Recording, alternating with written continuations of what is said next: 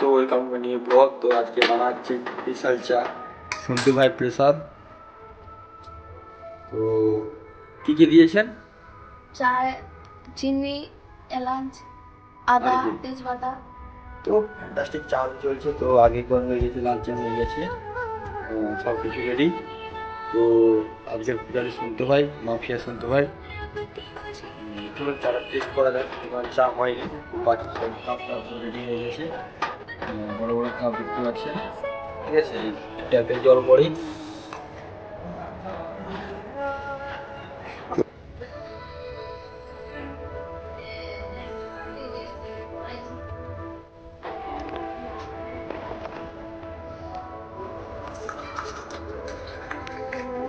Full ready.